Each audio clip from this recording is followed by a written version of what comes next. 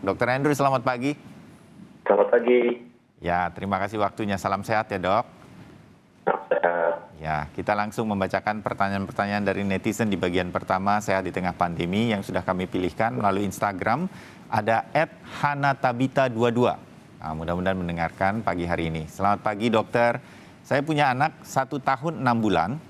Anak saya hari Minggu sore lalu muntah ketika sedang makan. Lalu tidak lama anak saya BAB, dok. Tetapi BAB anak saya hanya sedikit. Besoknya anak saya bisa BAB 2-4 kali dalam 1 hari. Bagaimana cara penanganan mengenai hal ini? Padahal saya hanya memberi makan bubur di pagi, siang, dan malam, dok. Anak saya minum susu formula jika ingin tidur saja. Mohon solusi dan wawasan nih dari Dr. Andre. Dr. Andre, kenapa itu ya anaknya? Oke, jadi kalau dari ceritanya, awalnya anaknya usia 1 tahun 6 bulan mendadak muntah. Kemudian justru oleh gejala diare.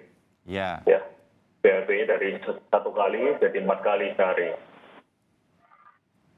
Nah, jadi mungkin ini berhubungan dengan yang dimakan sebelumnya, mungkin yang masuk ke mulut itu mengandung virus atau bakteri. Tidak hanya di zaman COVID, tapi di zaman sebelumnya pun selalu ada penyakit. Ya. Jadi apalagi usia 1,5 itu sering masukin tangan juga ya.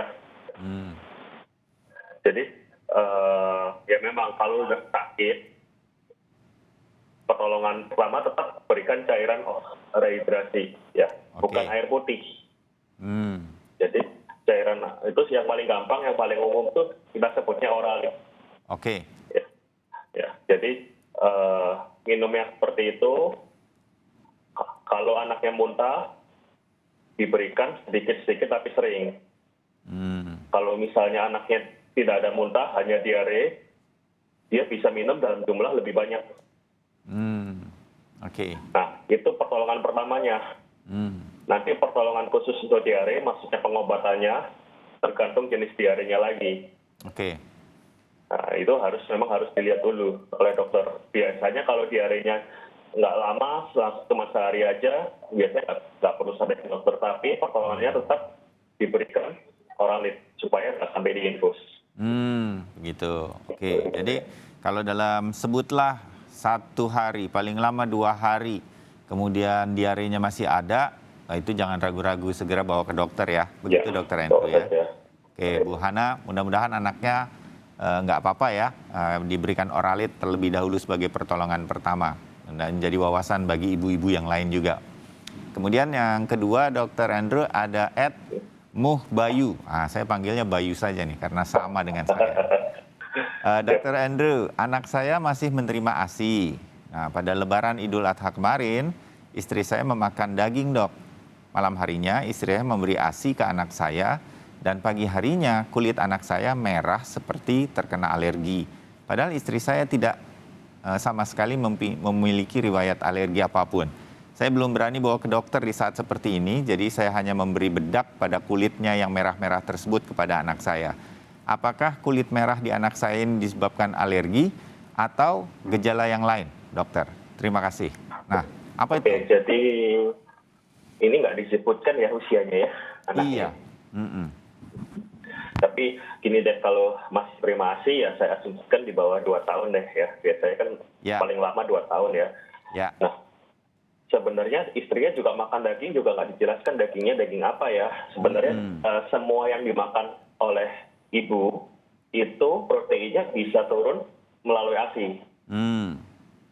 Jadi bisa saja anaknya alergi terhadap protein tertentu, ibunya tidak alergi.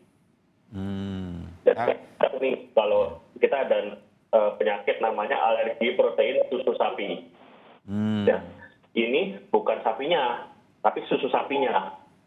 Oke. Dan itu bukan cuma karena saya bilang protein susu sapi. Ada yang namanya dairy product yang turunan susu sapi. Anaknya alergi juga. Nah, pada kasus alergi protein susu sapi ini bisa terjadi pada ibu yang ASI eksklusif. Oke. Jadi ibunya makan, misalnya katakanlah makan yang mengandung susu sapi, makan krim, makan kue, makan apapun, kemudian menyusui anaknya, bisa timbul alergi pada anaknya. Nah, kalau pada kasus seperti ini, saya nggak bisa tahu kulit merahnya ini alergi atau infeksi. Nah, paling aman kalau misalnya sudah dikasih bedak, nggak menghilang, ya tetap harus dibawa ke dokter. Atau sekarang ada yang namanya telemedicine gitu. Ya, baik. Jadi terutama kalau ada kulit merah ini didokumentasikan atau difoto yang jelas, itu sangat membantu. Ya. Oh, jadi kalau Pak Bayu ini khawatir masih ke dokter atau ke klinik atau ke rumah sakit untuk bertemu dengan dokter anak, telemedicine itu menyediakan bisa kita foto kulit anaknya Pak Bayu, kita kirim untuk konsultasi melalui telepon, video ataupun bertukar foto melalui media sosial seperti WA atau apa, sehingga dokter kemudian nanti bisa memberikan penanganan yang lebih tepat. Begitu ya, Dokter Andri ya? Betul, apalagi kulit merah itu bisa berubah-ubah. Hari ini merahnya luas, paginya mengecil, itu bisa berbeda artinya. Oke, ya. Pak Bayu ya, cukup tenang ya, mudah-mudahan. Banyak cara sekarang untuk menangani anak-anak kita, mudah-mudahan cepat sembuh. Baik, yang ketiga sekarang ada Michelle Septriani. Ya, Ibu Michelle nih. Pagi dokter, anak saya usia 7 tahun. Anak saya jatuh pada saat bermain sepatu roda. Kemudian terluka di bagian lutut dan sikutnya. Luka ini sudah ada 3 hari dan tidak sembuh. Malah lukanya menurut saya makin melebar, dok. Sudah memberi obat, namun lukanya tidak kering. Sudah saya coba perban di bagian luka, malah makin parah lukanya. Langkah apa yang harus saya lakukan pada luka yang seperti ini, dokter? Mohon solusi. Loh, itu ada kemungkinan apa itu, dokter Andrew, kalau luka susah sembuh seperti ini? Silakan. Oke, jadi ini dari ceritanya saya perkirakan bahwa yang dikhawatirkan ibunya ini luka di kulit. Ya, saya berharap sih bahwa di dalam bagian dalamnya, tulangnya dan lain-lain aman semua. Aman. Nah, kemudian kalau terjatuh di lutut dan sikut itu sebenarnya bisa dicegah ya dengan pemberian alat pelindung sebenarnya. Jadi next time mungkin dipertimbangkan penggunaan alat pelindung. Ya. Kemudian luka yang tidak sembuh atau saya asumsikan malah melebar, berarti lukanya ini mungkin sudah terkena komplikasi, yaitu maksudnya waktu jatuh ada yang kotor atau ada infeksi setelah luka. Jadi ini menyebabkan lukanya nggak bisa menyembuh sendirinya, karena prinsipnya luka itu sebenarnya disterilkan, jangan sampai ada kuman yang masuk. Kemudian dikasih perawatan yang sesuai, dia akan menutup kulit, akan menutup dengan sendirinya. Oh, oke. Kecuali luka yang terlalu lebar, misalnya luka bakar, luka macam-macam yang bagian kulitnya hilang, itu perlu penanganan oleh dokter bedah khusus supaya istilahnya ditransplantasi kulit, grafting gitu. Atau kalau lukanya terlalu besar dijahit, kalau lebih parah lagi ya ambil kulit di bagian lain ditransplantasikan ke situ atau di grafting. Nah, kalau kita bicara lukanya ini nggak disebut juga nih ukuran lukanya berapa. Nah, tapi kalau semakin melebar, kemungkinan perlu tambahan obat, misalnya antibiotik tambahan atau dicuci lukanya dulu, dibersihkan dulu, dan itu sebaiknya dokter yang lihat memang. Oke. Jadi Ibu Michelle, kalau situasinya seperti itu, pada saat ini Dokter Andrew sarankan harus diperiksa deh Bu, dokter luka anaknya ke dokter supaya bisa betul-betul ditangani dan cepat sembuh. Karena biasanya luka-luka seperti ini, ingat saya dulu waktu kecil, keringnya cepat kan, gitu kira-kira ya Dokter Andrew ya. Begitu ya Ibu Michelle. Nah, terima kasih Dokter Andrew. Satu lagi dok, dari netizen ini dari @Andika Wistra. Pagi dokter, anak saya usia 28 bulan dan anak saya ini takut jika digendong orang lain. Anak saya hanya ingin digendong oleh kakaknya, saya dan ibunya. Nah, jika sudah digendong oleh orang lain, anak saya itu bisa menangis sangat kencang. Apakah ini efek dari usia dia yang sekarang 15 bulan dok? Sebab pada tahun lalu setiap anak saya dijaga oleh kakaknya, anak saya ini selalu mendengar teriakan kakaknya. Jadi mungkin ada trauma mendengarkan suara yang keras itu. Padahal anak saya Yang pertama ini sebetulnya sedang main game, bukan sedang marah ke siapa-siapa begitu. Tapi anak yang kedua ini yang sekarang jadi takut digendong orang lain ini mungkin mendengar suara itu. Nah, apakah hal semacam ini pengaruh, Dok? Bagaimana mengatasi situasi psikologis nggak mau digendong orang lain ini? Bagaimana mengatasinya biasanya, Dr. Andrew? Silakan. Oke.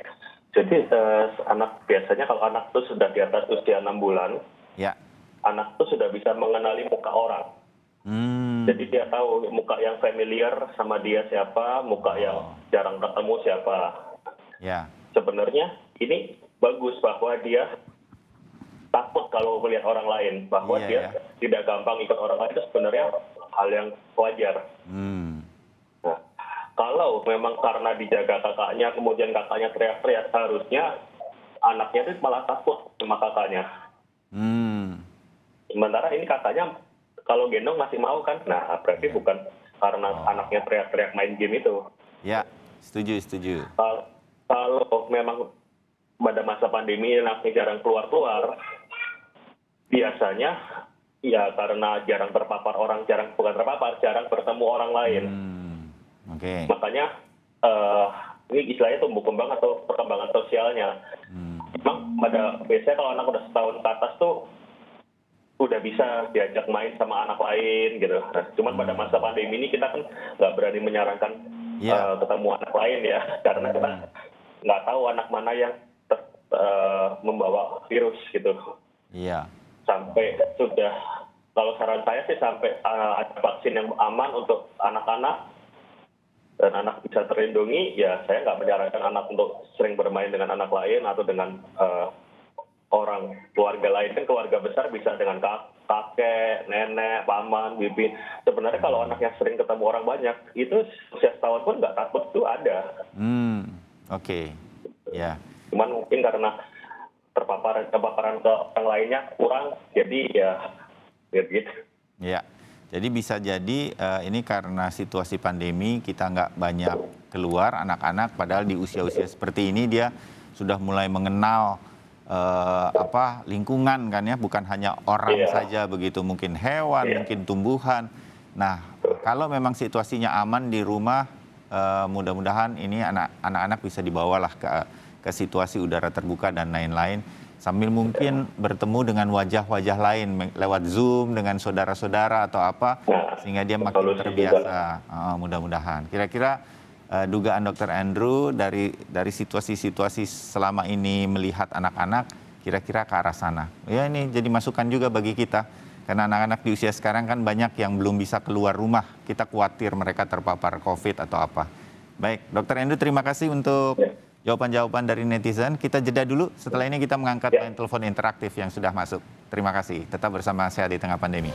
Dok, satu penelpon yang bisa kita angkat hari ini dari Ibu Margaret di Tangerang Selatan. Bu Margaret, selamat pagi.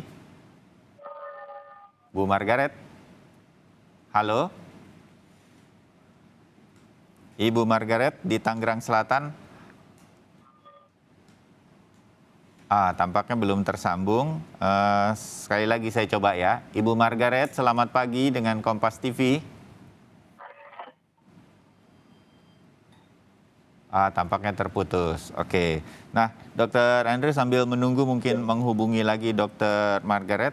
Tadi ya menyambung situasi anak-anak pada saat ini. Vaksin untuk anak. Sekarang sudah tersambung lagi. Ibu Margaret, selamat pagi. Iya. Selamat pagi. Ya, Ibu, silakan. Ada Dr. Andrew mau tanya apa? Oh iya, pagi Dok. Saya mau nanya nih masalah buang-buang air. Ya, anak saya kemarin kan sempat muntah 3 kali setelah makan, minum obat dan minum teh. Nah, terus sudah saya obatin. Nah, kira-kira besoknya anak saya itu buang-buang air selama 3 hari 32 kali. Oke. Nah, itu solusinya gimana tuh, Dok? Oke. Jadi ini mirip dengan pertanyaan tadi ya, Mas Bayu. Iya. Jadi sebenarnya begitu kita memakan sesuatu yang yang harmful atau yang berbahaya, tubuh itu refleksnya adalah dia mencoba mengeluarkan, dia memuntahkan. Nah, dalam kasus ini belum tentu dia berhasil memuntahkan semua. Kadang-kadang penyakitnya itu terbawa, makanya gejalanya di bawah, di saluran cerna bawah, yaitu diare. Nah, yang penting adalah kalau saat muntah atau diare itu kehilangan cairannya, karena tubuh itu nggak bisa mengeluarkan virus tanpa ngeluarin cairan. Dia kan memang khusus kita ini memang produksi cairan dan menyerap cairan juga.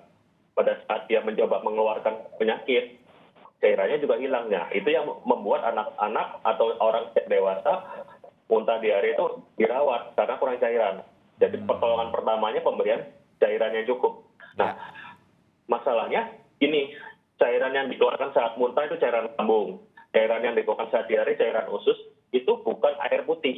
Itu mengandung garam-garam dari tubuh kita. Makanya saya selalu sarankan berikanlah cairan rehidrasi atau oralit yang sesuai.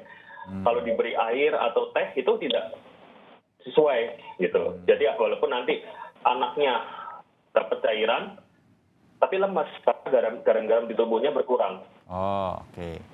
Jadi kalau ada anak kita mengalami diare dalam 1 hari 2 hari, 1 hari begitu di awal, pertolongan pertamanya jangan ragu-ragu, segera berikan minum supaya tidak dehidrasi dan lain-lain. Itu dengan cairan oralit, jangan air biasa gitu ya, Dok. Oke. Jadi banyak sih sebenarnya yang tersedia, mau yang bentuknya saset, mau yang bentuknya di botolan kaca, botol plastik, itu sekarang udah banyak sekali untuk anak-anak. Oh, oke, bisa juga. Ada yang rasanya udah bermacam-macam, ada yang enak rasanya sekarang. Ya, gitu. Oke. Jadi di stok aja di rumah 1-2, kalau misalnya diare baru beli lagi gitu. Nah, mengenai pengobatan khusus untuk diarenya itu beda-beda tergantung jenis diarenya. Ada diare yang memerlukan antibiotik, ada yang tidak memerlukan antibiotik. Nah, susah kalau dijelaskan segini panjang satu-satu. Lebih baik dilihat anaknya apakah masih diare. Kalau masih diare, sebaiknya dibawa ke dokter, dilihat, oh ini perlu, oh ini nggak perlu. Nah, baru. Oke, kalau anak Ibu Margaret sudah 3 hari sampai 32 kali, lebih baik dibawa ke dokter karena mungkin bukan diare yang biasa gitu 10 ya. kali aja udah serem sih saya. Sehari 10 kali udah pasti dia harus dapat obat itu. Oh, oke. Nah, Ibu Margaret, jadi mudah-mudahan bisa segera dibawa ke dokter atau mungkin konsultasi dengan dokter secara online karena sekarang sudah banyak juga. Mudah-mudahan bisa digunakan itu fungsi-fungsi dokter online yang sekarang sudah banyak. Tapi di masa kalau pandemi. diarenya kehilangan cairannya udah mulai banyak, waktunya udah mulai mengganggu. Tandanya matanya udah mulai cekung, bibirnya udah mulai kering, kulit tangan atau kulit di badan tuh udah kayak kertas gitu, kayak kering gitu. Nah, itu segera ke IGD, jangan ditunggu. Oke, nah kalau hal-hal semacam yang tadi Dr. Andrew katakan, itu harus segera dibawa ke rumah sakit untuk mendapat penanganan yang lebih pasti lagi. Baik, terima kasih Dr. Andrew untuk informasinya. Bu Margaret, terima kasih ya dari Tangerang Selatan sudah hadir masuk melalui line telepon interaktif. Terima kasih Dok, kita ketemu lagi di lain waktu. Salam sehat untuk Dr. Andrew Renato.